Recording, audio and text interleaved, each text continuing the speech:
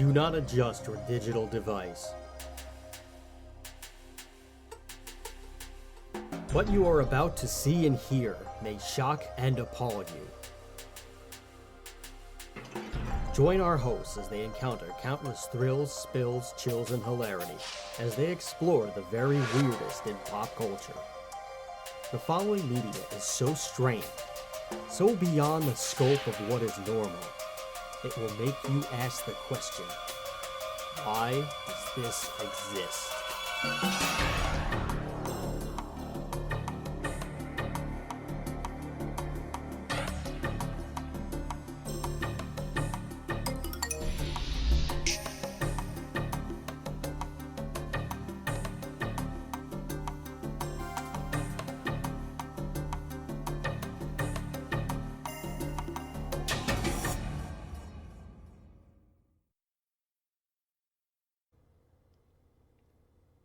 Hello everybody and welcome to another episode of Why Does This Exist? I'm Chris.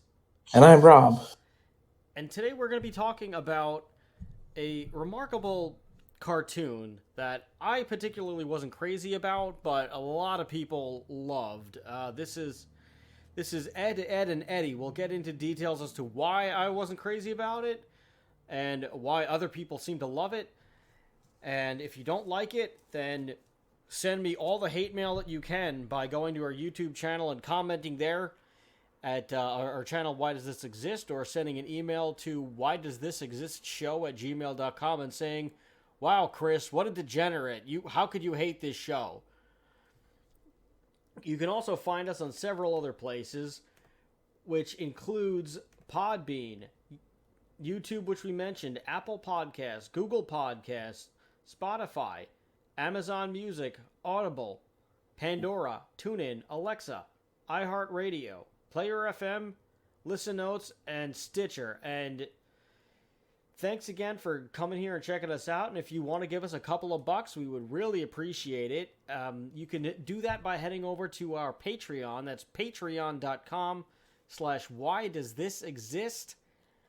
And all you really got to do is choose to give us $1, and we would thank you all the time in all of our episodes, and we would be eternally grateful and your indentured servants in one way or another.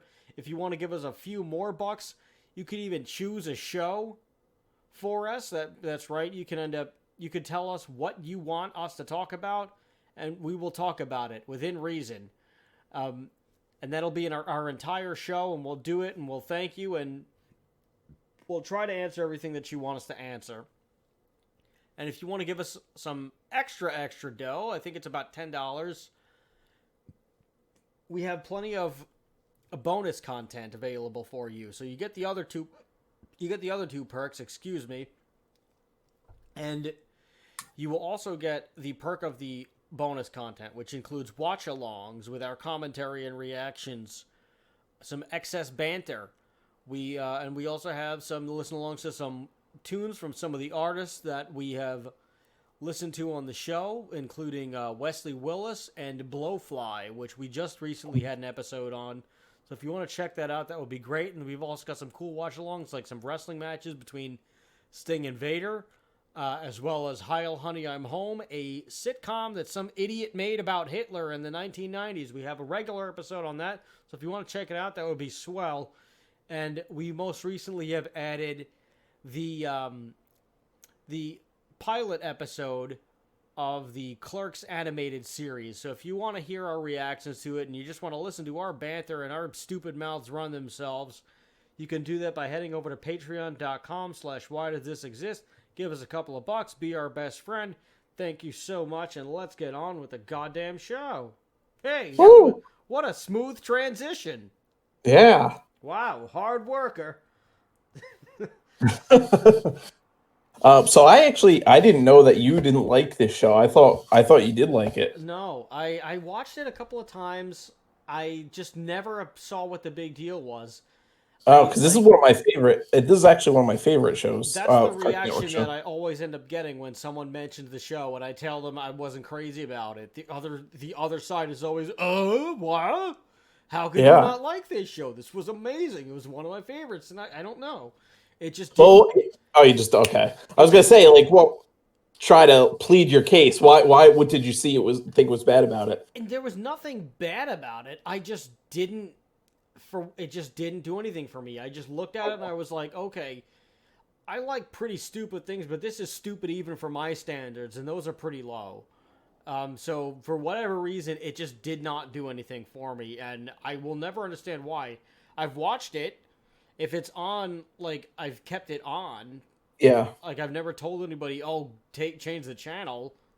But for whatever reason, I just was never into this show, and I'll never understand why. Even if I'm sure if I watched it today, I still wouldn't get it. Which perhaps we will do a watch along for this.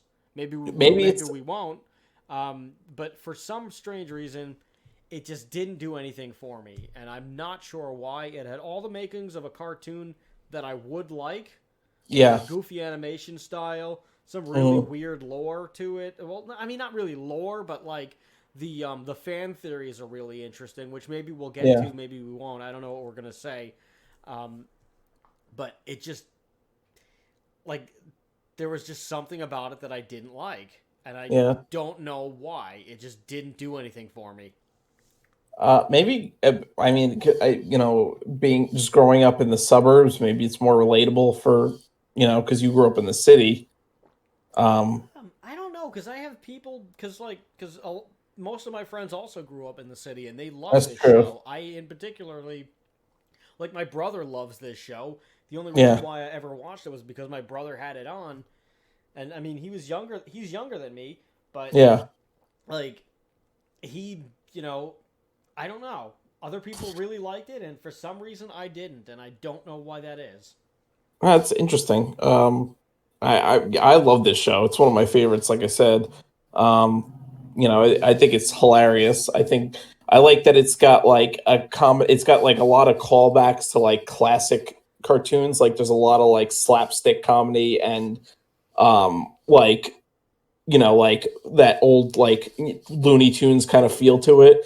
But also at the same time, it kind of brings some more modern comedy into it. Like there's like a lot of surrealist humor in it. There's some Looney Tunes stuff in there. There's a lot of slapstick in there, which I do like. I am a fan of slapstick. And it does have like a Three Stooges vibe going on. But I love that stuff too. Like I said, there's just things. It had all the makings of a show that I would like. I don't know why I didn't. I don't know if maybe I don't know. Maybe for me, I didn't like it altogether like that, or I don't know. For some reason, something didn't click in my head, and I just didn't like it, and I don't know why. Yeah. I don't know. It's weird because I've never actually. I don't think I've ever met anybody that said they didn't like Edd Eddy. Well, I think I've known people. I probably now I think I've known people that have like said that maybe they just didn't watch it that much, but I don't think I've ever met someone that like expressly said that they or explicitly said that they just didn't like it. So that's interesting. You're looking at the first one. Yeah. I mean, obviously, it was one of the more popular Cartoon Network shows. I think. It ran for 6 seasons, which for a children's cartoon series is actually pretty good. Wow.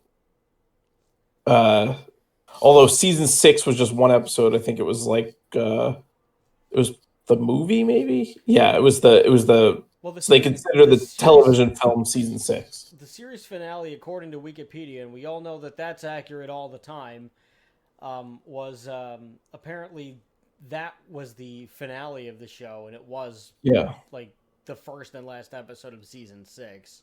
That they just did it with like a TV movie, which not a bad way to go out. Actually, it looks like the TV movie is actually separate. So they did one episode season 6, and then they did the TV movie after that. Oh, that's weird. So then why even do it? I don't know. I guess maybe they had some episodes lined up for season 6 and it just didn't get renewed. But then that doesn't make any sense. Wouldn't they just do? Because they did the movie after that. I don't know. That's weird. It is very strange. Doesn't say why. I mean, I didn't really like the later seasons. After like they started like going back to school, like I didn't like them as much. I think it's like the first two or three seasons where it's like summer vacation, so they're like they're you know just in the cul-de-sac and that's it. I think those were more interesting. And I think they were funnier. I think because they kind of had like a hiatus for a while. Like you had like I think it was the season 1 and 2 that were like right back to back, and that was like in 1999 or whatever, 2000, and then yeah, and then there was season 3 was 2001 2002, This show and started then in '99. yeah, Wow, I did not yeah, know that. it was one of the original cartoons. I'm Was pretty it? sure. Yeah, Oh wow, I didn't know that at all. yeah, it was like on the classic lineup with like Dexter's Laboratory and Powerpuff Girls and all that. I don't Um, remember that at all. really? No, That not was at like the all. best. That was like the best time for I cartoons. remember Dexter's Lab. I mean, I didn't have cable really Oh, until I was okay. like 12 or 13, but I would go to my aunt's house specifically to watch Cartoon Networks. I mean, not that like as a 10-year-old I would, get on the bus or like drive over to my aunt's house in Staten Island and then like I would just Yeah, say, "Hey, can I watch your TV yeah, for like 12 hours?" No, like whenever we went over, that's just what I would do. I would intend like I mean, and the adults didn't care because they were just gonna hang out anyway. yeah, So like the idiot box kept the kids nice and stupid. So like let's watch it. yeah. But I don't remember seeing Ed, and Eddy at all. I loved Dexter's Lab, and I loved everything about it. By my old Yeah. neighborhood, I don't know if I ever showed it to you. I don't think we did because I don't think we ever checked out the. I don't think we checked out the local mom and pop shop, No. but it was this magical little store, the stand. I believe it's still there somehow. Um, but about a block and a half away from it, there's like a graffiti mural thing on the side of a thing, Yeah. and it's of Dexter's Lab that like somebody Oh, that's did. interesting. Yeah, I don't know, but I may have a picture of it on one of my old phones. I'd have to show it to you. That's pretty badass. Yeah, I thought it was like the golden age of cartoons on both Cartoon Network and Nickelodeon. Like Yeah. that was like when the best shows were coming out. It was like late '90s, early 2000s. And even like Kids WB, Saturday morning, you had like Pokemon, Yu-Gi-Oh, like all the good ones. You couldn't beat it. Honestly, Batman Beyond, like yeah, it was Saturday and Sunday. I mean, just like every day of the week at like 4 o'clock, it was just like, okay, this is cartoon time. yeah, From like 4 to 6, it yeah. was It like was go home, try to do your homework by like as soon as you get home. yep, Watch be ready by 4, because then if you're not done with your homework, you're not gonna finish your homework. yeah, Uh, and you just watch cartoons, and you would switch between. Well, I mean, I guess since you had the luxury of Nickelodeon and Cartoon Network, you would yeah, switch between the two, and then maybe you'd pop over to like Kids WB for Batman, yeah. and then Fox for like Beetleborgs or Power Rangers or something, and then you just flip back to the others. But oh my God, what a time to be a kid. Yeah, yeah. I mean, you think about like years ago when you wanted to watch cartoons, you had to like go to like the movie theater. It was like, and they would play before your movie. You would go see Looney Tunes or something, and it's like we grew up in a time where literally you could just watch a channel that had nothing but cartoons 24/7. Yeah, and those old You know? cartoons were specifically made for adults in mind, so that's why they're Yeah. a little bit more perverse in some ways. Well, even But even our for like, cartoons well, no, but were even our cartoons that adult.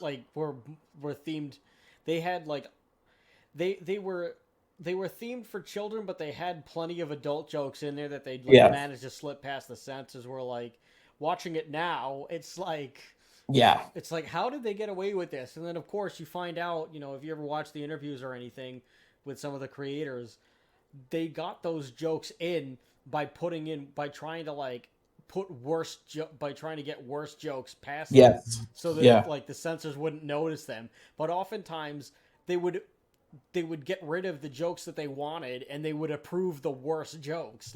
Yeah. Like I think one of the famous ones is there's this Animaniacs. There's this old Animaniacs one where like they're on a ship. I think they're either on a ship or they're on like or they're in a building or something. I'm pretty sure they're in a ship. Yeah. And like and um and like you know how like Dot is like boy crazy. Yeah. Of all people, who pops out of this like who pops out of like a ship vessel. I think they toot the horn, and like somebody comes out of the gully or whatever. And of all people, it's Prince. Oh. And Dot catches I think him. I remember this episode. And Dot catches him, and she's like, "Oh my god, it's Prince! He's so cute," or whatever. And then like somebody says something about like, "Should we check him for fingerprints?" And then Dot's like, "Why would anybody want to do that?" And like the joke is fingerprints. Oh yeah. And it was like, and it was so obvious that like even as a kid you were like I didn't understand what she meant or like what the joke was, but I was like, there was something like this was placed here for a reason. There was something funny. Yeah. But I don't understand what happened. And now as an adult, it's like, how the hell did they do that? How did that get past the children's show? But that was like a big It was a lot. But they were, oh no, like Rocko's Modern Life was all over that. Oh my god, Rocko's Modern Life literally had a joke where like he's a sex phone operator. Yeah. Like it's like, and he like just sits on the phone, right?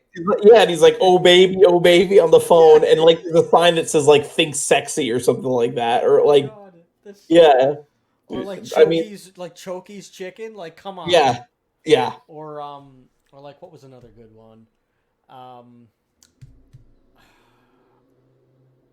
Like I mean there were plenty in like the first 3 SpongeBob episodes too, where it like alluded to SpongeBob and Patrick being an item, and there were just so many innuendos and just so many things. But I mean, a lot of that just comes from like directly from Ren and Stimpy, which like John K is a maniac, but I mean if you didn't like, you know, things have come out about him in recent years where he wasn't exactly like the best person to be around, and he you know, he was a loose cannon, we'll say that.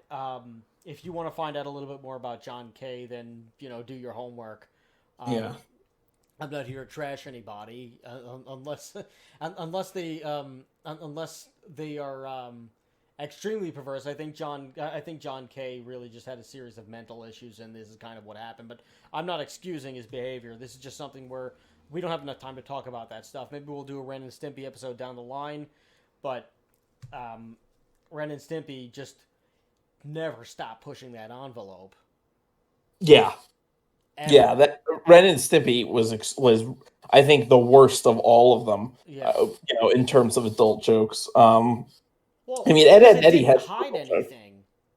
Ren and Stimpy didn't hide anything. It was like, this is the show, and for whatever reason, people approved of this for like children. Yeah, I guess because it had cute characters. I guess. I mean, no. I mean, I have no idea. Angry Beavers had some raunchier jokes too, if I remember correctly. Have a couple. I can't remember them explicitly, but they did have a couple. Yeah. Edd Eddy had a number of adult jokes too. I think so. I believe that when so it was created by Danny Antonucci. He's a Canadian animator. He's actually worked on a number of things. He was an animator on the film Heavy Metal. It was like the 80s like fantasy animated movie that was like it featured a whole bunch of heavy metal bands. I think when I was in the band with our buddy Joe Whitaker, who is now transitioned to a woman actually. Mm-hmm. Hello Joe. She has taken the name Jocelyn right now. I don't want to. I'm not going to get into a whole bunch of details, but I was in a band with her when she was still a dude at this point, and we had I think I had slept over and we watched heavy metal for a little bit actually. Yeah.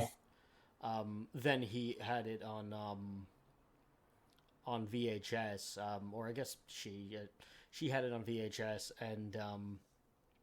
and we just watched it one night, and then we also ended up watching the Tom and Jerry movie because it was on. So like, okay, but heavy metal was a cool it was a cool thing. I never had any of the magazines. I think she did.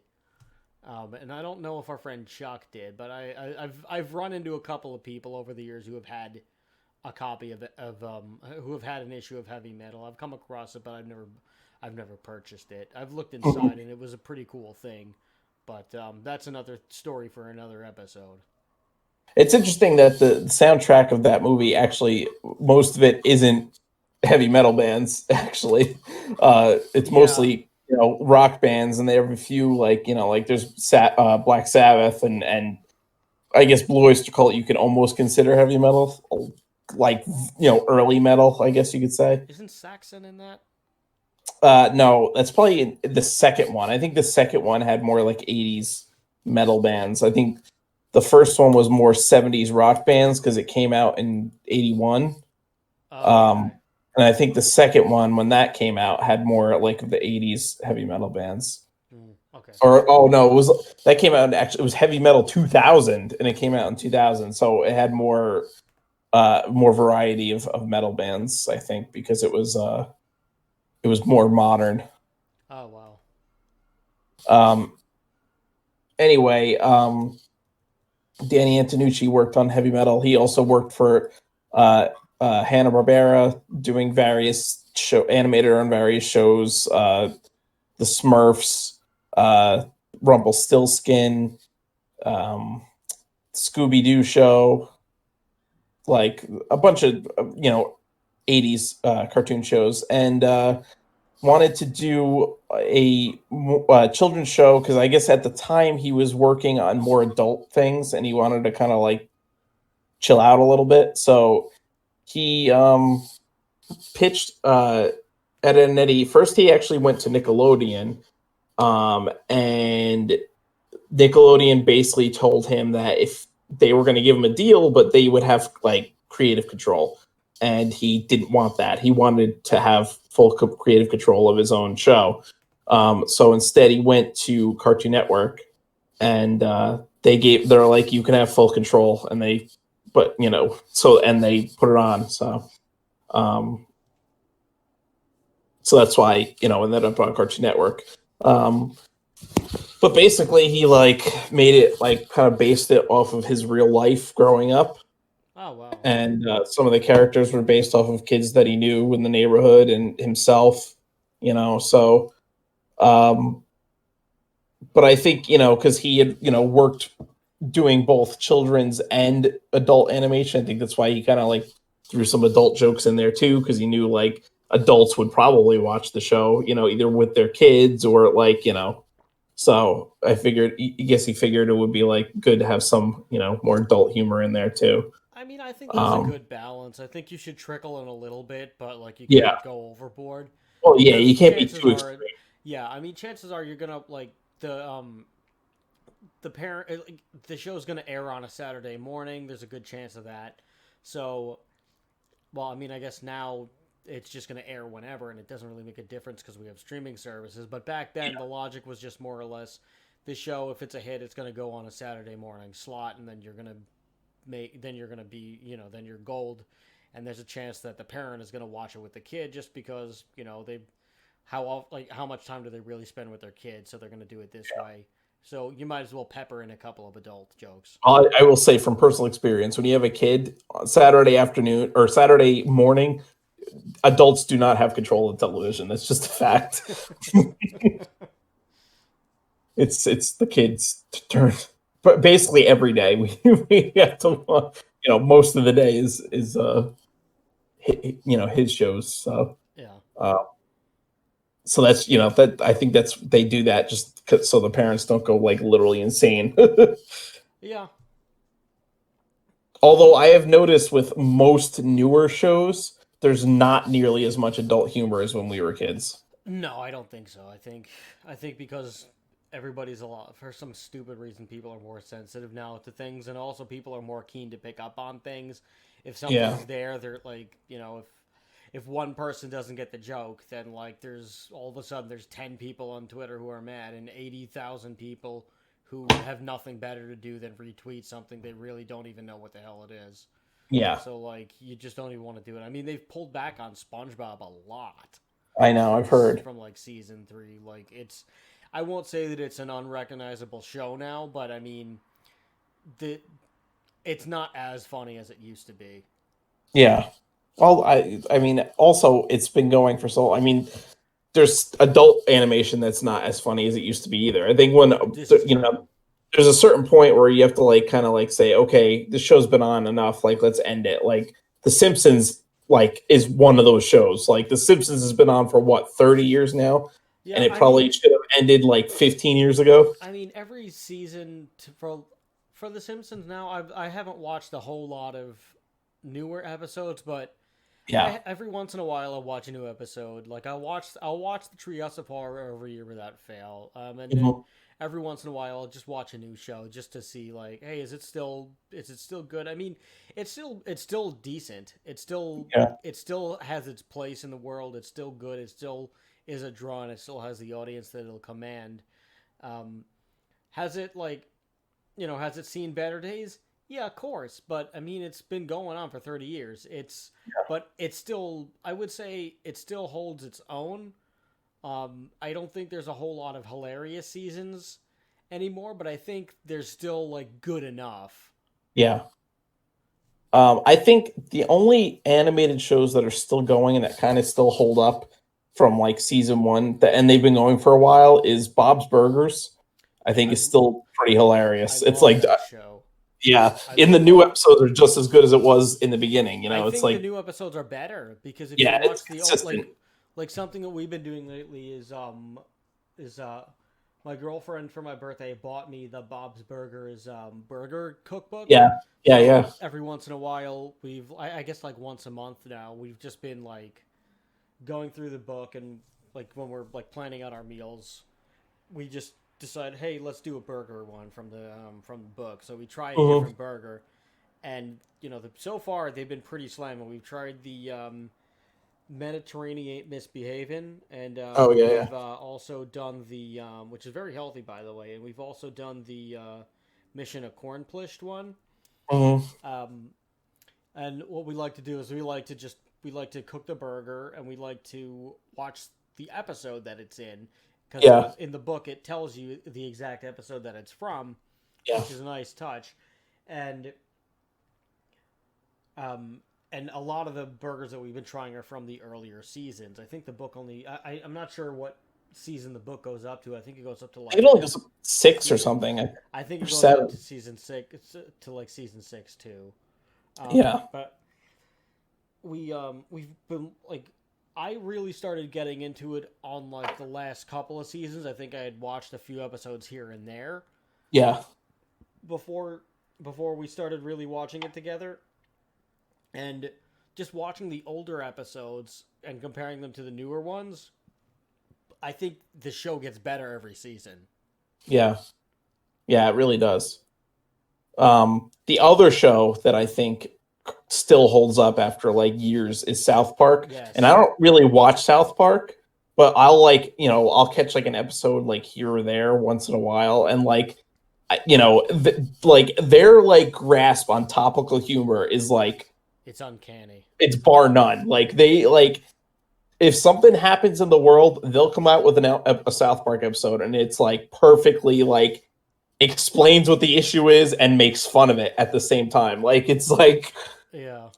like the election issue when like in 2016 when they came out with the election episode.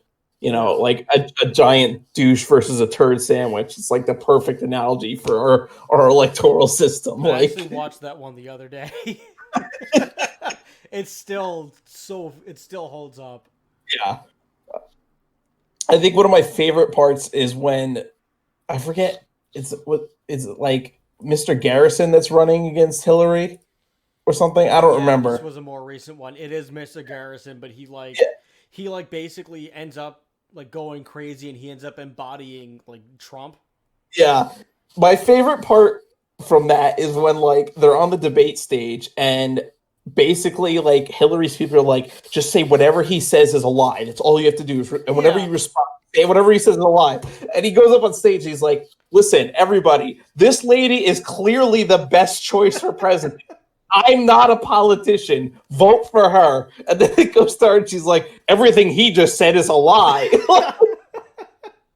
It's like perfect. Yeah, because like he freaks out and he's like, "I'm giving this to you," and she's like, she's like, "What he just said is a lie and can't be trusted." I'm like, oh, no. Well, it's just that's like rare nowadays to find shows that are like can hold up after like so many seasons. It's like I mean, and also South Park, like, it has the reputation where they're untouchable from like yes. any of these like cancel idiots. Well, they have fuck you money. That's why. Yeah. Well, it's not even just that. It's like one, it's the fuck you money, but two, it's like everybody like this is their thing. Everybody has known by now that like this is the one thing. Like if there is anything like sacred and untouchable, it's South Park. Yeah. Well, because they know if they get targeted by someone who's trying to cancel them, they'll just make an episode making fun of those people. Exactly. And all those people will watch it because they want to see what like the episode like they'll just it's like when Howard Stern was like doing his like when he was originally like really gaining popularity as a shock jock, and this is in the movie Private Parts. It's like that movie's great. I never read the book. I wanted to. Was it? They're talking about like it's like the studio executives are all talking about Howard Stern and like they're like saying like so what the number one thing that his fans say is that they want the reason why they keep listening is they want to see what he's going to do next. Yeah. And it's like and then like the people that they complain about him and hate him and call the studio and complain and say he should be taken off the air. The number one reason they keep listening is because they want to see what he's going to do next. And it's like the same thing with South Park. Like, the people that hate them want to see what they're going to do next. The people that love them want to see what they're going to do next. So it's like everybody watches. Well, also they even have the reputation like in the 7 Days to Air documentary where like they take you behind the scenes of how an episode is made, where like they literally make it the week before it's supposed to come out from start to finish, which is why the timing is impeccable and why they like get everything like so fresh because they can't do it any other way. It's stressful as hell, and I don't even know if I could even keep up with that. But you know what? I would love to try. If Trey Parker and Matt Stone want to give me a shot at this, sure, I'll do an episode. I may not live to tell the tale, but I'll do an episode.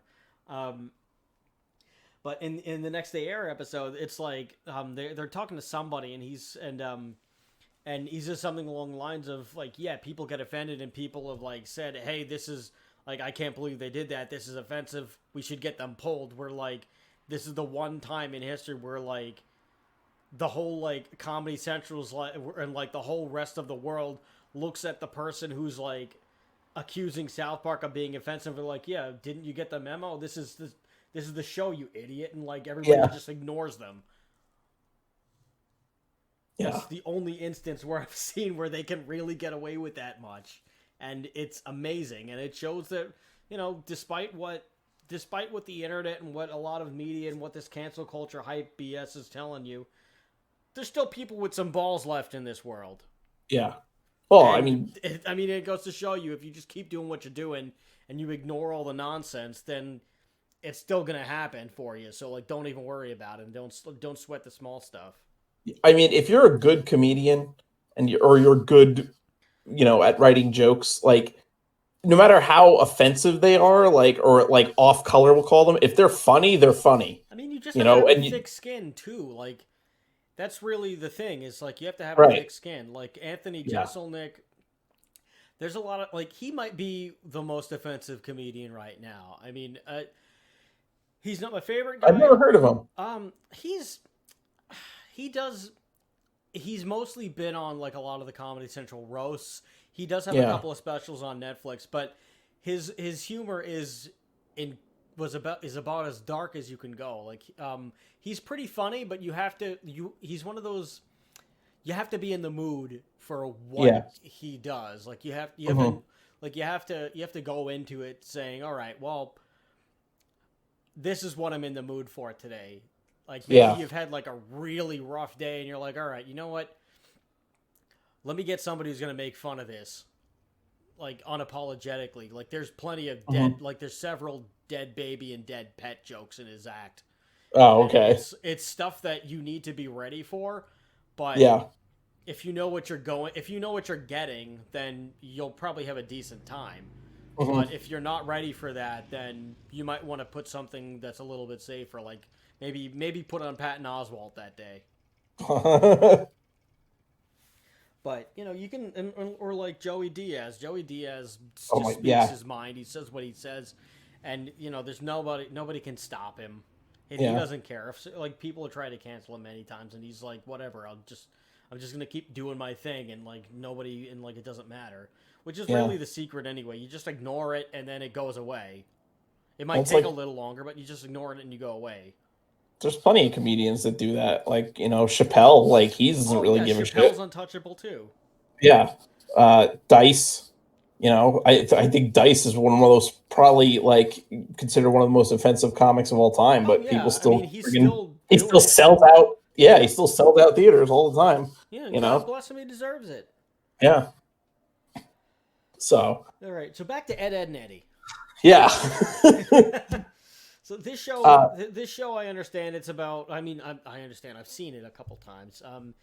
It's a show about like 3 kids in their like early teens, like young teens, I guess.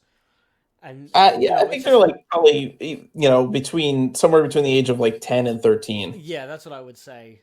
Like, some adolescent young boys who are coming of age. Yeah, they're it's just them in the wacky neighborhood they live in, and it's and like the weird adventures that they get into. So to get into the characters, actually, I don't know which one is which. All right, you break it down because you've watched the show. So Ed, Single D Ed is the tall, like doofus one who's like really stupid, but like and like incredibly strong. But like at the same time, he's like this is the buttered toast guy. Yeah. Okay. So he's like the muscle of the group, so to speak. But he's like dumb as a rock, but like like a lovable character, kind of gentle giant, but like also the muscle for them. Then you have Double D, who's like the super smart, like, but also like super like freakishly OCD, like neat freak. And like kind of wimpy, like is not good at physical activity. And then you have Eddie, who is like the self-proclaimed leader of the Eds. And he's constantly trying to come up with scams to scam the other kids out of their quarters so that they could buy Jawbreakers at Edd and Eddy. So he's the one that's constantly coming up with like the new scam of the day to try to, and basically it's what every episode is them trying to like scam the other kids in different ways out of quarters so that they can go buy Jawbreakers. What is the infatuation with the Jawbreakers? That's just like their thing. Like, Jawbreakers are like their favorite candy. So so they just, simple as that. They just want to get candy. Right. Which is like relatable if you're a kid, I used buy that. Love going to the corner store and freaking just getting tons of sugar to just pour into my mouth and then like burn it all off riding our bikes to the park and stuff, Yeah, I mean, maybe Jawbreakers weren't my thing when I was there. No. But I would, but I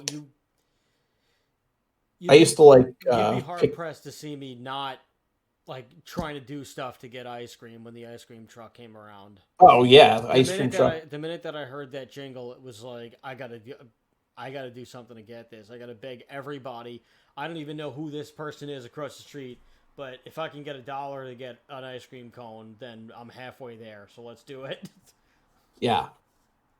But basically, they live in a cul-de-sac.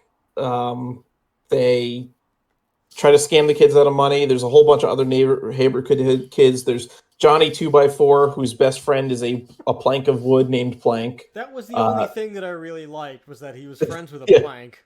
Yeah, Plank. There's Jimmy, who's kind of like the popular kid, but also the bully. No, Jimmy is the weak, like Jimmy's kind of like the weak, like kid who like latches onto Sarah, who's Ed's little sister. He's the kid with the retainer. Okay. Or like that like weird, the dental like thing. A football helmet kind of thing on. Yeah.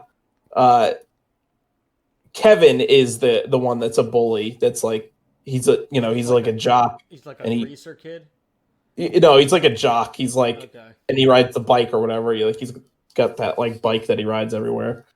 And then there's Naz, who's like the stereotypical like hot girl in the neighborhood that everybody has a crush on, basically. Okay, and there's the Indian kid too, right?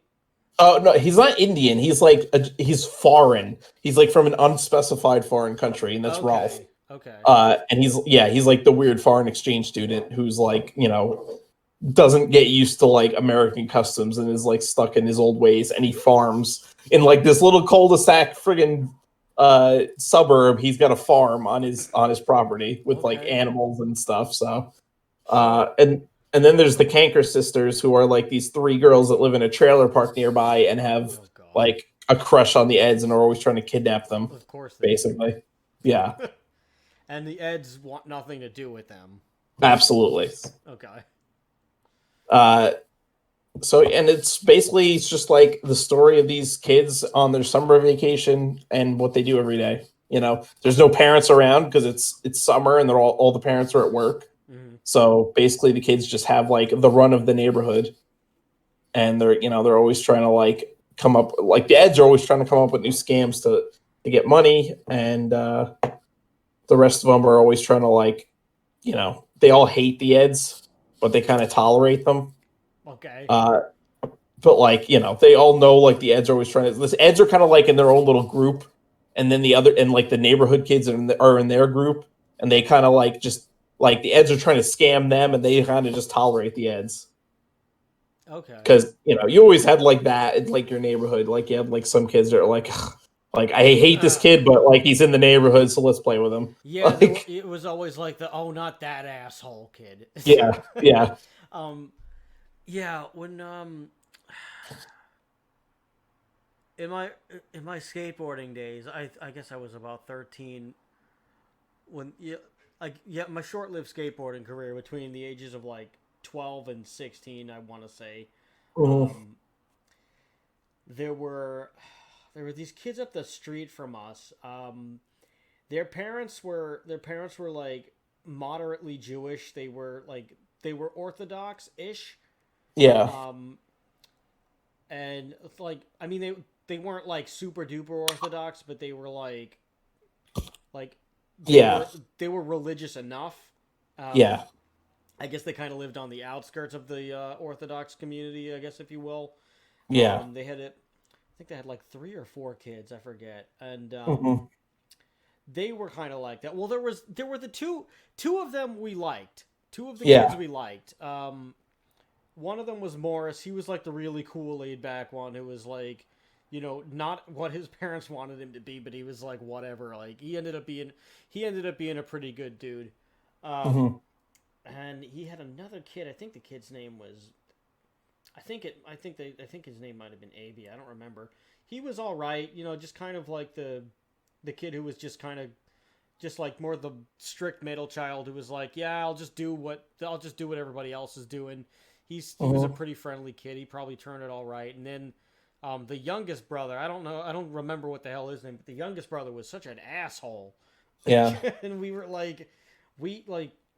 just like, oh, well, I guess it was one of those things where it was like, all right, well, we'll hang out with the other, but we'll deal with the other 2, but we really don't want to see the third one. But if we see if the third one has to be there, then I guess we'll just tell him to go off to the side and do something else. Yeah. Because like, I don't know, like the kid would always end up getting into trouble, and like we just didn't want to be there. And he would always just try to like throw off whatever we were doing. Like if we were just like having a good time, he would like throw a rock at us or something to try to like disrupt it. And Yeah. like us meaning like his brothers too. Like he would just do it. Oh my God. This kid just had a bad streak in him, and I'm not sure why. Yeah. Like there was one point in time where like I was coming home from whatever it was that I was doing. I don't remember what it was. I think I may have even just been coming home from 7-Eleven doing a clerk's thing, which we mentioned in the last episode. Yeah. Yeah. And I came home and there were my skate buddies and there were the kids in front of the house. They lived on the same block as me, and the mother's like reprimanding my friend, and I was like, hey, what's going on, man? Like, what are you doing? And the mom's like, somebody stole from me, and I think it was somebody in your group. And I was like, well, okay, well, why would you think that? Yeah. Or, like I said something, or like she said something bad happened or whatever, and I like spoke to my friend. He was like, listen, they think that I did something that like I didn't do because I wasn't even there that day. And you see like the older and just as like I shouldn't have said this out loud, but you know, being like 12 or 13, you don't really think about what you're saying, and even as a 30-year-old, half the time I don't think about what I'm going to say before I say it. Yeah. And I just jumped to a conclusion, which turned out to be the right conclusion, and I was like, and the first thing that came out of my mouth was something taken? Which, of course it was. And then she was like, you wait here, too. And I was like, what? And then you see, like, the third brother, who's, like, the troublemaker, and he's like, I think he was at the house, too, that day. And I was like, I've never been inside of your house. Yeah. I to this day, I don't know what the inside of that house has ever looked like. Yeah. And the mom's like, oh, well, why would you say that if you weren't guilty? And I was like, it was a hunch. I had a hunch. I said something. I probably shouldn't have said it, but I've never seen the inside of your house. And then her other two sons are like, yeah, he's never been here before. Yeah. He's never been inside the house. And then she's like, well, my little one wouldn't be lying. And I was like, I think your little one's lying. And she was like, I can't believe this. Turns out the kid took $500 from his mother's wallet. Oh my God. Yeah. That's messed up. Yeah. That's like not a good kid. Jesus. Yeah. I found this out like the next day because at that point she was like, you wait here. And she went inside and I was like, I asked the other dudes a couple of questions. They were like, yeah, just go home. And I was like, well, it's Sunday. I got spaghetti and meatballs waiting for me. I'm going home. I'll see you guys later. Yeah. And that was that. But yeah, I would find out later on that the kids, like the next day, that the kid stole $500 from his mom. Wow. So yeah, I can empathize with the neighborhood for sure. Yeah. But the other ones ended up being nice guys. Well, that's good. I hope I hope he like straightened up. That's pretty bad, stealing $500. Like, I would like to think he did. He probably bought $500 worth of jawbreakers. That's a lot of jawbreakers, I'll tell you what. Yeah. So anyway, Edd Eddy was. I thought it was hilarious. There was a lot of good humor in it, a lot of funny jokes. Like I said, it was a combination of like classic humor, slapstick, that kind of thing, with like more modern, like surrealist humor. There was, Ed was always hilarious for like a joke, like a bit. Like there's one scene where like there's a sign that says "Don't walk on the grass." So Ed, yeah, he goes under the grass, like because it's like. He's like trying to like defy the sign without actually defying it. Okay. Then he rips up a patch of grass and he starts banging his head into the dirt and he's like, I'm a woodpecker, except with dirt. It's just like, what the hell? I like the theme song. Yeah, the theme song was pretty funny. It was really good. It was just a really good show. There was a lot of clever stuff in it. Ed is like a huge fan of all these like obscure like science fiction and horror movies, so he's always like making references to, like all this stuff. Like, there's this one scene where they like are trying to sneak into a party that they're not invited to, a birthday party, and Double D makes this like fake jawbreaker that's actually like a smoke bomb, and Eddie like throws it down, and it like basically covers the whole room in white powder. Like it was basically just like a big ball full of like baking soda or baby powder. Oh my god, I got a story like this. And so all the kids start like emerging like out of like the freaking like piles of white powder. They're all like plastered to the walls, and they're like falling down and coming out. And Ed's like, "This is just like the movie Zombies in the Deep Freeze, a cash cow." It's like the most stupid, like random stuff like that. It's just hilarious. That makes me want to watch. That makes me want to like try to see if some of these movies are actually real. Yeah, no, I don't think any of them were real. I think they were just made up for the show. There's one episode where they're trying to like go to like the movie theater so they can sneak into like an R-rated movie. It's just like there's so many like it reminded me so much of like growing up. I think it's why I liked the show a lot, because it was like it reminded me so much of like me and my friends and what we would do in the neighborhood and stuff, and you know it was like it just hit home like that. Mm. Yeah. Oh god. Well, I mean, now I gotta find out if some of these movies actually are real, because there are weird movie titles out there. Like our buddy Chuck, who is probably the king of finding all these weird things, and essentially birthed the name of this podcast. He sent me something the other day, and he was like, "Why does this exist?" And I just pulled it up. The name of the movie is called "The Incredibly Strange Creatures Who Stopped Living and Became Mixed Up Zombies." What? Yeah, so it's plausible that something like that that zombies from the deep freeze could actually be a thing. I mean, if you go on IMDb and type in any phrase or word, it's probably a movie. Yeah, somebody may have done something like that. Yeah. Yeah. So anyway, I got a powder story. Oh, God. I was maybe 1.5 to 2-ish years old, and my grandparents being the being the old people that they are and were. My grandpa is no longer with us. My nonna still is. They, being old people, they still had the plastic covering on their couch. Oh, yeah. So, luckily, the couch was safe that day. As a child, I didn't know that powder was powder. Being like a 1.5-year-old, I thought that powder was snow in a can. Oh, God. Oh, no.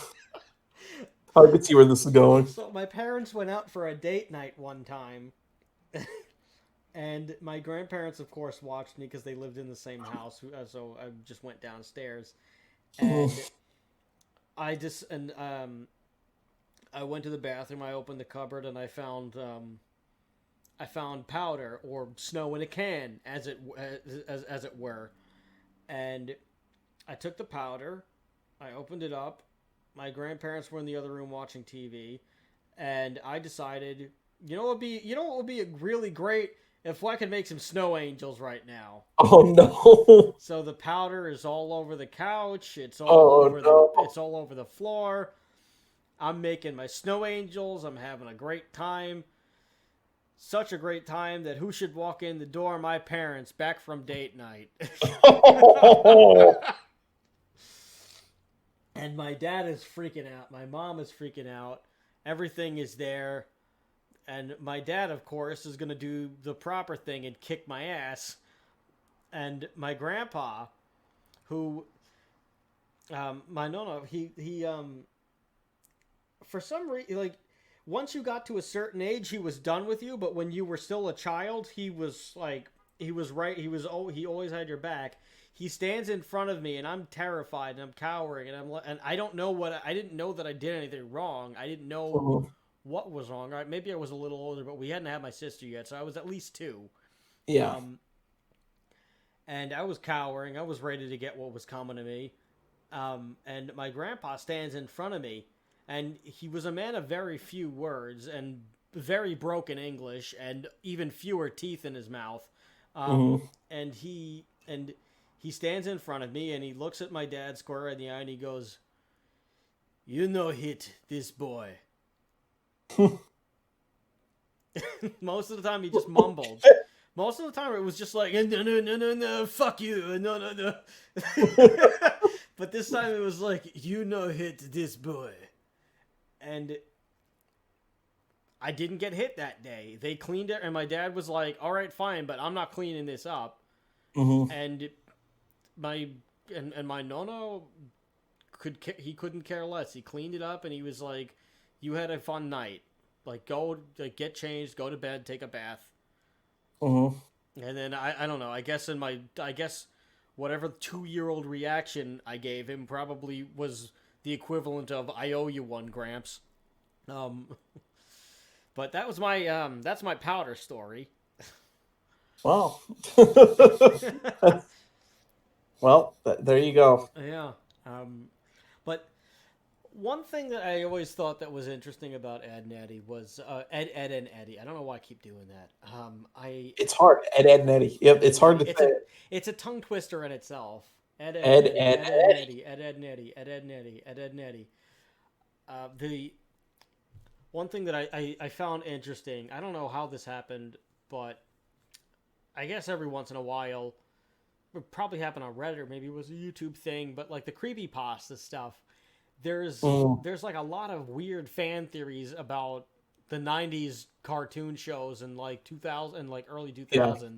Like just things from our childhood specifically. There's a lot of weird theories on everything. Like there's the Friends show theory that like they're all like a figment of Phoebe's imagination and she's a drug addict, or there's like the Rugrats one where like, I was gonna say the Rugrats there's a similar one with Rugrats with Angelica, and they're all that one's trippy. They're all like figments of her imagination because like some of them died and all that stuff. Like I think Phil and Lil are stillborns or something. Yeah, and she didn't know what they were. I don't know. It's a messed up. All the theories are messed up. But the Edd and Eddy ones are pretty crazy. Like the number one is that like all the kids living in Peach Creek, which is the cul-de-sac that they're in, is that all of the kids living in there are dead and stuck in an endless purgatory. This is from Ranker.com. There's like 10 theories here or something like that. And I'll just read them off to you a little bit. Dying during various periods of time between the 1900s and 2000s, the Peach Creek kids are all stuck in an endless purgatory. Their mannerisms and environments not only reflect their past lives, but also the ways that they died. Rolf is the son of a shepherd who was trampled to death by farm animals. Jimmy passed away from leukemia, and Edd and Eddy, did at that time, are all dead. All died as a result of their own depressing and tragic accidents. The fan theory explains why the kids all have blue dead tongues and why they're seemingly stuck in an endless summer vacation.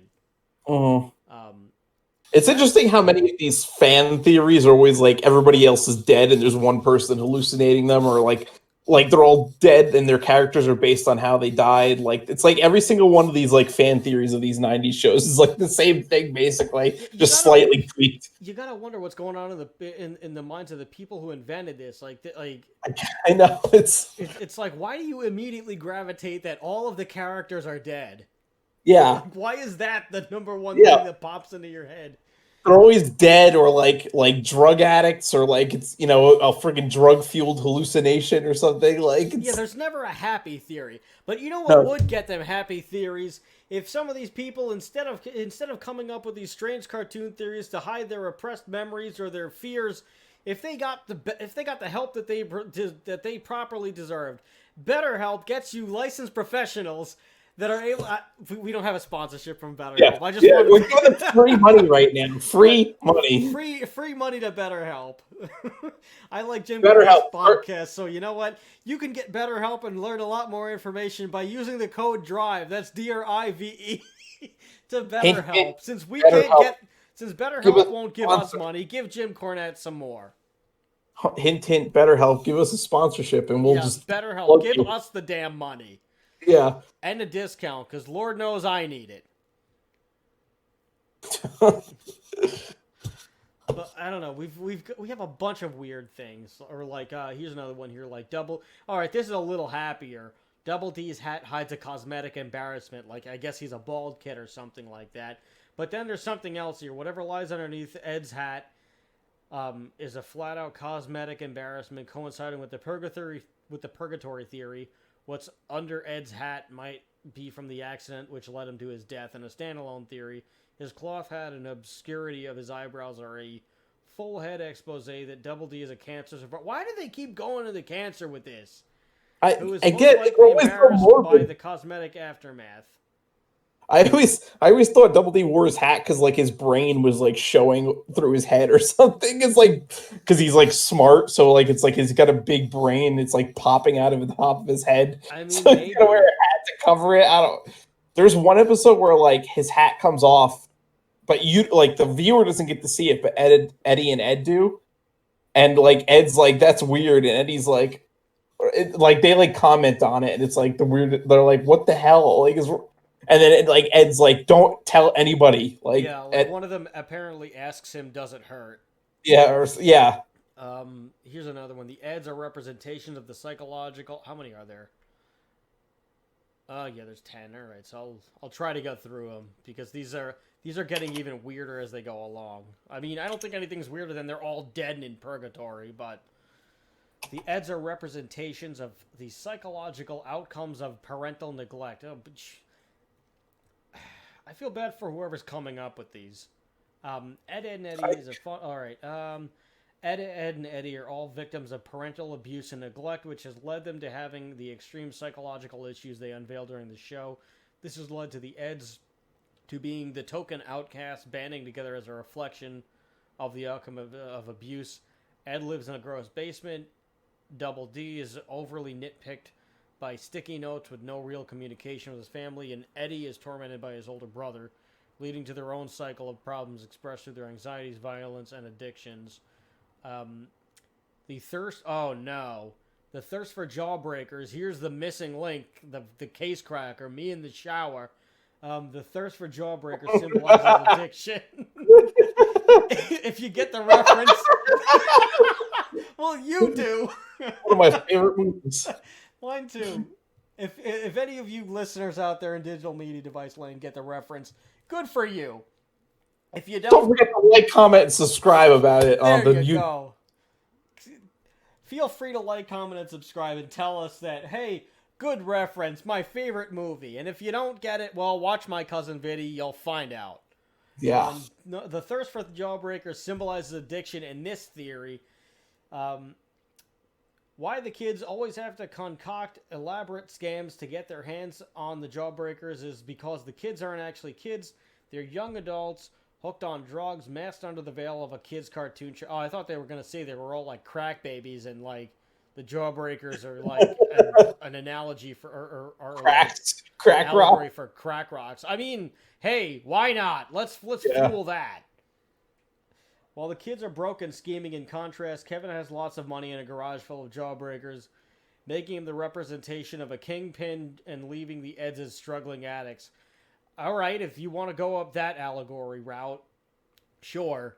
Here's another one. Eddie's brother and Ed's mom hooked up, and that's how Sarah was born. Oh, theories are weird. Like these people who come up with this shit are like fucking. It's like they're writing the creepy fanfics for Edd, Edd, and Eddy, basically. They really need better help. Although Sarah and Ed are brother and sister, they look almost nothing alike. Sarah actually seems to have much more in common with Eddie than Ed, sharing the same thin lips with an overbite. All right, well, that's reaching for straws. The slouchy posture and his snappy tendencies. The fan theory suspects that Eddie's older brother and Ed's mom had an affair. Would totally explain why Sarah looks and acts so much like Ed. I mean, the animator drew them that way, but all right.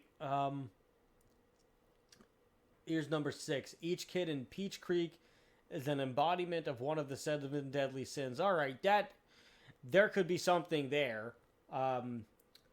This speculates on the character design for each kid in the cul-de-sac has been sculpted in the form of one of the 7 deadly sins. Some perfect examples of this sinful sculpting can be seen in Eddie's greed for money and candy, Ed's sloth with his lazy nature and overeating, Johnny's envy for others over their friendships with real people, Kevin's prideful and flashy nature, Sarah's hot-headed wrath, the way everybody lusts over Naz, and Rolf's gluttony for meat with his locker stash full of flesh. Okay. I don't know. I don't see Rolf as the gluttony. That's That's a stretch, that one. It might be. I haven't watched the show enough to comment. It's probably unlikely, like all of these. Number 7, I've seen this one. The Canker sisters are actually demons who love to terrorize and wreak havoc. All right. I don't know. This is weird. I don't like when they try to plug in supernatural stuff where they're really not there. You know, it's like this is just a stretch. Some of these theories. Yeah, I mean, this is more of like the lending itself to the purgatory thing. The Canker sisters are different. They're rude, crude, and overly attracted to the Eds. But what's super weird is that they're the only ones on the show who have normal colored tongues. While the extreme separation from the other characters, because they're actually demons sent from hell who take pleasure on preying on the weak-willed. I think that's the biggest stretch of this whole show. They keep getting more and more ridiculous. I know. As we keep going. Yeah. Plank isn't just a piece of wood; it's a chaotic entity of its own. All right, so Plank, the Wilson to Johnny's Tom Hanks, it's Johnny 2x4s. Yeah. I guess it's his Wilson to Johnny's Tom Hanks in Castaway. Johnny's 2x4's imaginary. His friend is suspiciously sentient. That is probably because Plank is a supernatural entity on its own. While not evil, Plank is a special being with an intimate attachment to the universe who also harnesses a startling amount of completely unfathomable knowledge for an inanimate object. Plank also likes to stir the pot, upsetting the everyday balance of the cul-de-sac and sparking up a bit of fun-loving chaos with his deviant humor while he does. I don't think that makes any sense at all. A lot of these theories seem like it was just written by people who have way too much time on their hands. I mean, that's kind of how these theories end up happening on every show anyway. Well, you know what? There's like some theories that I think are like legitimate. Like there's a theory that I think some could be. But I don't think on this show. Not on this in particular, but like there's a theory that like Friends, Seinfeld, and Mad About You all happen in the same like universe. Because Ursula, who's Phoebe's sister on Friends, is also a waitress on Mad About You, and it's actually Ursula. Like that's her name, and it's played by Lisa Kudrow. Oh, that's interesting. Yeah, it's Mad About You and Friends are without a doubt in the same universe, but also Mad About You has Kramer sublets his apartment from one of the characters on Mad About You. Oh, really? And that's actually in an episode of Mad About You. They go to Kramer's apartment and like they see Kramer, and also Jerry Seinfeld is in an episode of Mad About You playing Jerry Seinfeld. You know, I never watched Mad About You. Neither have I. Huh. But I read all of it. What a weird show to connect those. Yeah, so Mad About You is like the nexus and to link Friends and Seinfeld, and they're basically all in the same universe. They take place in the same universe. Okay. And it's viable. Like there's that viable. Yeah. Because like Friends and Seinfeld seem like they take place on different parts of different sections of New York. Yeah. But they take place in the same time period. So.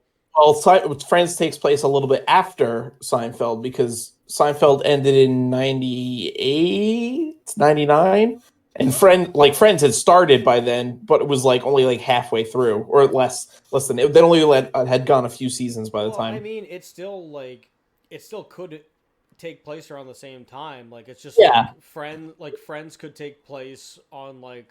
You know, more like the lower side of Manhattan, where like Seinfeld could take. Well, no, I think they take place on more the upper side of Manhattan. No, they take place. I think both on the Upper West Side because Friends they live because the cafe is Central Park, so they're like they live right in Central Park. Friends and Seinfeld lives on the Upper West Side. That's just that's I see that multiple times. So, but I mean, the city is huge, so like they could. Not encounter each other necessarily, Yeah, I mean, it is possible. I mean, I live in New York, so it's like how many millions of people have I never met and will never meet that live right? Yeah, do you know everybody that lives on like the 2 blocks away from you? No. You probably never met anybody that lives 2 blocks away from you. No, probably not. I've probably seen the same people a bunch of times in like certain places, but I haven't seen everybody. Yeah. Like there's some guy in the park who like does juggling every once in a while. But I don't see him every day. Yeah. Here's another one. There's like 3 or 4 more. I'm just gonna get through these because they're just getting even more weird. Eddie's older brother is every kid's evil counterpart. That sounds stupid. During the television series, Eddie's older brother is only spoken of, and it isn't until the movie Edd and Eddy's Big Picture Show until audiences actually get to meet him. Eddie's brother is a huge jerk, but serves as a counterpart to every kid's personality. As the only adult ever seen in the universe, his existence is actually a manifestation of every kid's personality traits, except if they were siphoned of all of their morals. While Sarah might be an abusive sibling who eventually comes to her senses about her actions towards her brother, and Kevin might be a mean kid with a kind heart, Eddie's brother has none of these good aspects that balance him out, making him the ultimate antagonist of the series. It sounds like this person just really like tried to latch onto something, like most of these. All right, here's another one. This maybe it's viable. The entire series takes place over the course of 1 year. I mean, that probably could make the most sense. They seem to be living in an endless summer fantasy. This fan theory frames the show's lifespan as a single year. The reason why the summer seems so long and eternal is because it's actually just one summer vacation for the lot. That's pretty. I think that's a viable. That's a viable theory because I'm pretty sure that's actually like canon in the lore that the first couple seasons take place during the summer, then they go to school, and then the movie takes place the next summer. I'm pretty sure that's how it is. It says that too. Actually, it says the episodes that take place during the school and the holidays all happen during the next year. And the movie doesn't take place until the next summer, which that's viable. All right, so we got one. We got at least one good theory. Yeah. Sorry, so this person didn't have too much time in their hands, and didn't try to connect it to any strange traumas that they or someone they know may have, or some fascination with the supernatural. The kids are really Cthulhu cultists trying to bring about the end of the world by summoning eldritch horrors. Like, it's like, what? Why not? Actually, this next one is close to that. The cul-de-sac harbors an asylum for the mentally ill. Well, the unsuspecting cul-de-sac where the kids dwell is a never-ending summer fantasy because it's actually an advanced. Actually, just to add to that last theory, when you were a kid, summer vacation seemed to last forever. So that also adds the plausibility to that. Because if you're taking it from like a child, from like the mind of like, 11 to 13-year-old, you're still like your summer vacations are still pretty damn awesome, and they feel like they don't end. Mm-hmm. So I will say that. All right, but here's this one. The unsuspecting cul-de-sac where the kids dwell is a never-ending summer fantasy because it's actually an advanced containment facility for the mentally ill, with each person present in the sac suffering from illness ranging from the delusions of grandeur to detrimental personality disorders. They have been thrown into a program which nurtures the mentally ill instead of institutionalizing them. Instead of the cul-de-sac being a figment of reality that's all in their heads, the theory explains how what's in their heads actually made the reality they live in. That's a stretch. Something like I said, these theories they just get ridiculous, more ridiculous, more ridiculous. BetterHelp. We've had one viable one. Yeah, exactly. BetterHelp. It's what's for breakfast. I mean, I guess if it could be if you're really craving an omelet and you get that good omelet, so that does help you for the better. But yes, would you like a licensed therapist right at your house as soon as you wake up? Well, BetterHelp and Extra Money can do that. And you can get BetterHelp and a live-in therapist with Extra Money. Here's the final one. This one is just another. It seems like another stretch of somebody trying to combine a universe. Ed was an experiment from the kids next door, but they kicked him out. Ed himself might be a dimwit, might be dim-witted.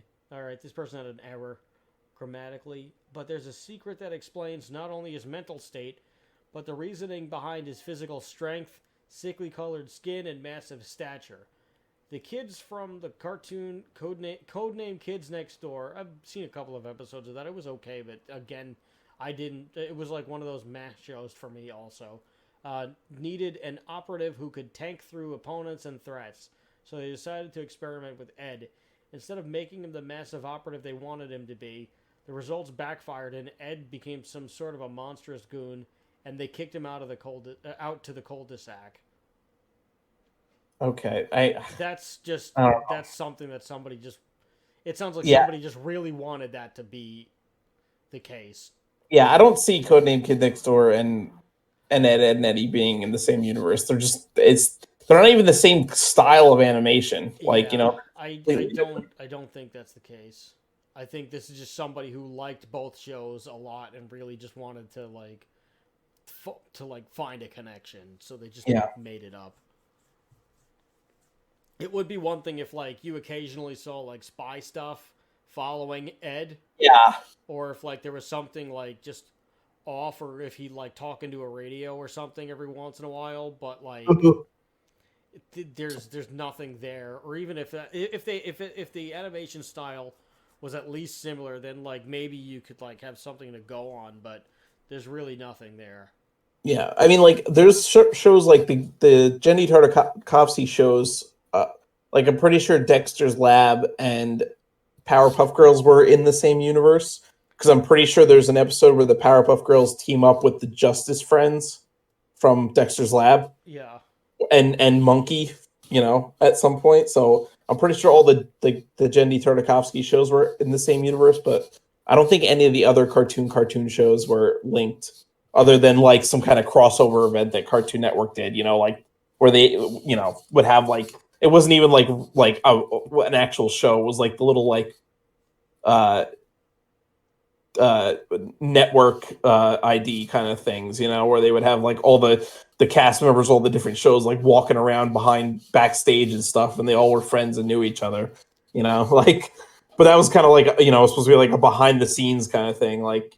So I don't think they're actually in lore wise in the same universe. No, besides I don't think so. And I mean, apparently they're trying to reboot the Powerpuff Girls now, which like they tried that already and it didn't work the first time they rebooted it. Yeah, I highly doubt that they're going to reboot it successfully now. Well, because the problem was that the first time they tried to do it, they like made it way too like woke, and it was like, now they're making it even woker apparently, because God. Because isn't this supposed to be like a live action show, and it's going to be like them as teenagers or something? Yeah, it's supposed to be that, and like Buttercup is inexplicably black. Yeah. Which like I don't care if you want to do that, fine, but like why did you make the sassy one the black character? Like I think that presents the issue where like in trying to be woke, they ended up being worse. Yeah. Like you couldn't have like I don't see why the sassy one specifically had to be like now she's like going to be the sassy like black girl. That's kind of racist in itself. So I don't particularly I don't mind the choice of I don't mind the choice of changing the race. But you could have not picked the sassy one. Well, it's like the problem is that this is the problem when they try to be too woke, they end up doing something. They end up doing more harm than good. So like, right, they make it more stereotypical than it like even should be, and it's like it's like they want to talk about like tokenism, but it's like half the time like when they try to do something like that, it's like literally they're just making a token. Yeah, which it seems like that's what they did here. So we'll see. Get ready for jokes about the patriarchy 24/7 and stuff that like has nothing to do with the purity with not purity. I don't want to say that word, but like with the integrity of the original show. Yeah. Get ready for none of that. It's like when they like did the female Ghostbusters and like they made like so. This was another thing. They made like Leslie Jones. Right. Why did they make her like uber sassy and like uber stereotypical? Like Ernie Hudson was not stereotypical at all. He just happened to like, and nobody ever like pointed out that he was like Ernie Hudson was black. It was just like exactly. It was never like, oh, here's the one black Ghostbuster. It was always like, okay, here's the other Here's like here's the other Ghostbuster that they got, and he was an intelligent, well written character, and that was it. Like it just because he was in That's the thing. He was an everyman. He was relatable. He wasn't like a token or a stereotype. He was literally like he was just a dude like looking for a job. Like I think, it's like the most relatable line where like she's asking him like, do you believe in Atlantis, UFOs, like all this whole list of stuff, and he basically just like, lady, if there's a steady paycheck involved, I'll believe anything you say. There you go. Like the most relatable line in history of like, if anybody's like had to work, like been a working man in their life, that's like basically, yeah, that's your mentality. Yeah. And that's why he was such a great character. He was such a relatable character because he was an everyman, and like didn't have to be a stereotypical black man or a stereotypical white man, or it was just an everyman. Anybody could relate to him, and that is like the beauty of it. Right. It's not hard to write. It's not hard to write good characters. Right. But it's easy to make an excuse. I think that's the problem, is that they want to shoehorn like diversity into shows, but they don't try to make it good. Like you could have like good characters that are black and good characters that are women or good characters that are anybody, you don't have to like shoehorn them in. You just have to write good characters. Right. And then just cast them and then just cast them later. Like right. Don't write like with the intention of, I have to write like, this character's going to be like, I'm not even going to use like race or anything. This character is a dinosaur, so I'm gonna write what I think a dinosaur would say. Right. And then the character is dumb. Yeah. And nobody likes the character, and other dinosaurs are offended by the character. And then all of a sudden you have a bad show, but instead of like owning up to your mistakes, you start blaming like other people, or you start blaming like the majority, and it's like the majority wasn't watching your show. Yeah. Like the people that you were trying to like cater to saw that you had a bad show. Like it's just nonsense. But I mean, I don't know if I've said this on the show. Maybe I'll get in trouble for saying this, but I mean, this is something that I fully believe is why we'll never get rid of like any stereotypes or any racism in America. Yeah. We need to get rid of it as quickly as possible, and it shouldn't even still be here. But the biggest problem with that is that it makes too much money. Well, that's the thing. For of newspapers, course. For media, for like everything that's pushing this as an agenda. There's so many grifters that are like organizations that take donations. This stigma and this problem makes so much money, right, that it is impossible for it to end, because everything profiting from it will never let it go because it generates so much revenue. But that's not what they'll tell you. They'll tell you it's a big problem and we need to end it, and this is bad and that's bad and that's bad, and they'll point fingers at everything except them. When this is something that my dad says, if you point the finger, there's 4 fingers pointing back at you, or there's 3 fingers pointing back at you, and it's like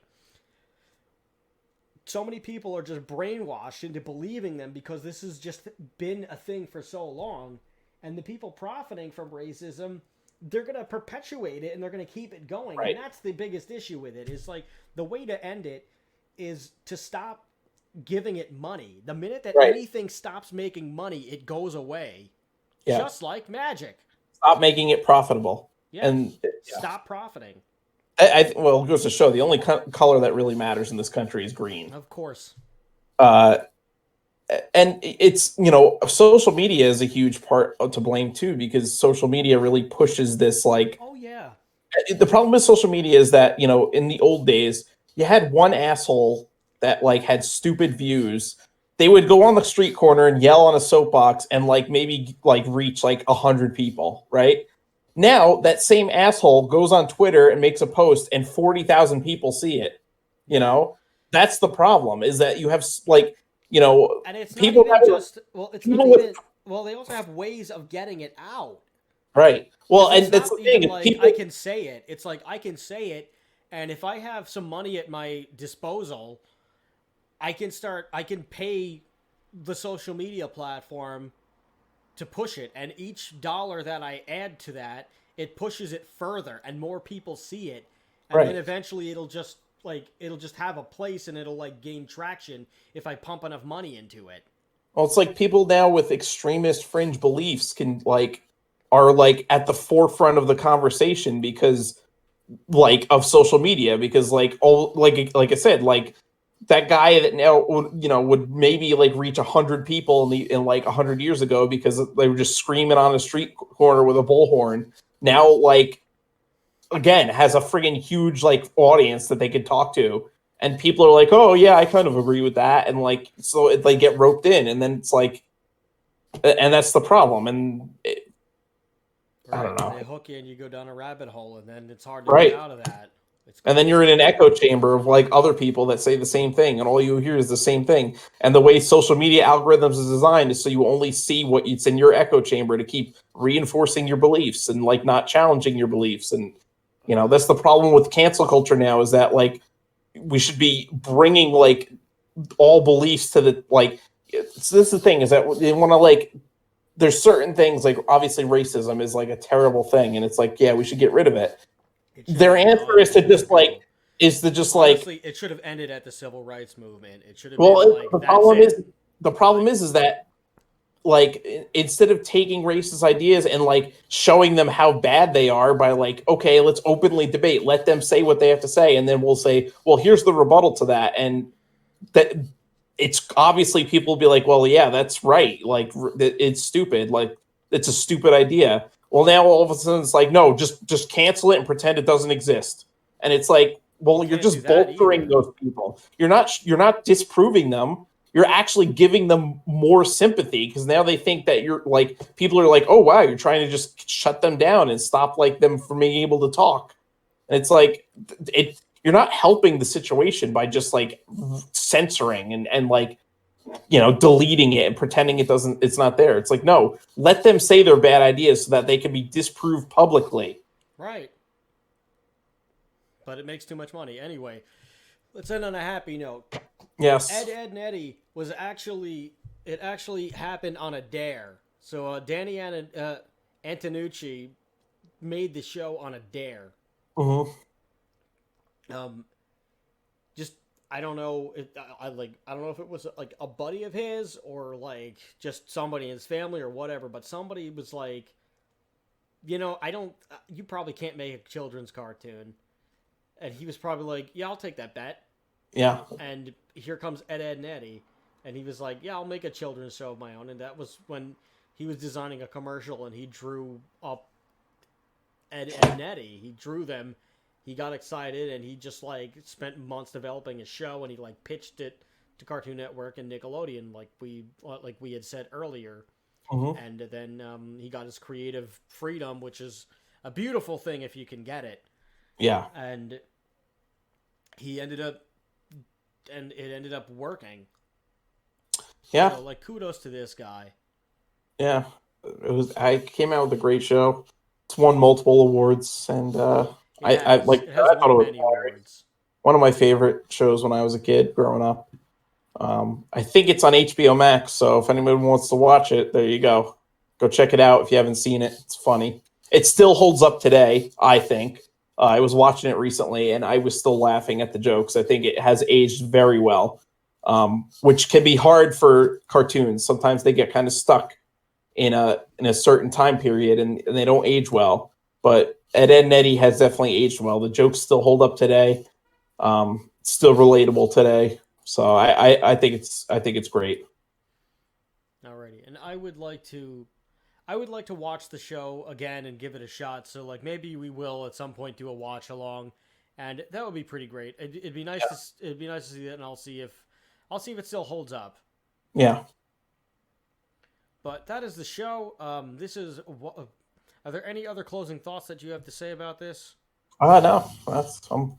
Go watch it. Alrighty, everybody. I'm sorry about us going off on that little tangent before, but I feel like certain things need to be said, and well, whether you agree with it or don't agree with it, that's your prerogative. But thank you so much for sticking around. This has been Why Does This Exist?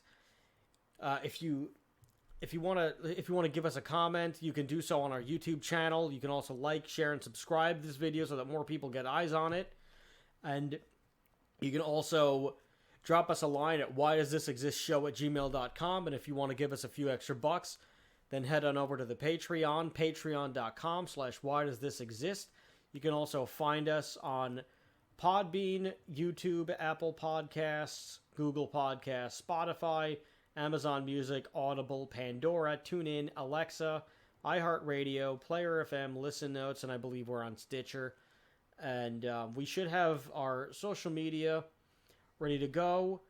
You can find us on Twitter at WDTE Pod. And if you want to like tweet at us and give us some ideas for a show or topics to speak about, you can use the hashtag #WhyDoesThisExist, and we would graciously appreciate that. And you can also find us on Facebook. I believe it's facebook.com/whydoesthisexistpod.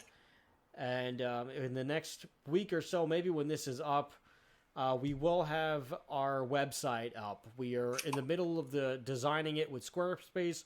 We're waiting to get a couple of extra articles up there so that you can go on there and just start reading some stuff. And we'll also have the archive of all of our episodes for you to track. I have been Chris. And I've been Rob. And thanks for sticking up. Thanks for sticking by with us. Do not forget, question everything. See ya.